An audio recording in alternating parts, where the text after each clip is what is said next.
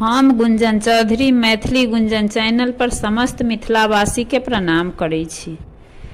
मिथिला पंचांग के अनुसार एहि साल में यानी कि 2023 में जितिया कहिया से भ रहल छै ओ सब जानकारी ल क हम उपस्थित छी, अहाँ सब गोटे से साझा करै छी। एहि वीडियो के माध्यम से जितिया के सब गोटे के मंगल कामना, सब गोटे के बाल बच्चा के दीर्घ आयु रहे, चिरंजीवी रहे। तो सुनल जाओ अहाँ सब 2023 में जितिया पावन कहिया से शुरू हैत से।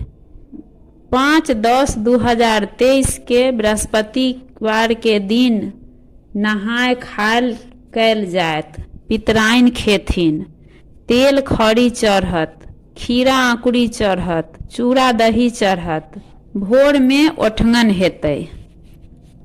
6/10/2023 के ओठंगन केला के बाद व्रत करब। व्रत 6/10/2023 से 7/10/2023 के 10:32 तक हेतै।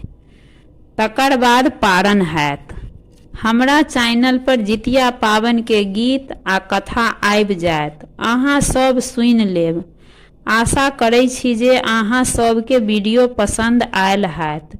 वीडियो पसंद आयल है तो लाइक करब, शेयर करब, चैनल के सब्सक्राइब नहीं केने है तो सब्सक्राइब करब।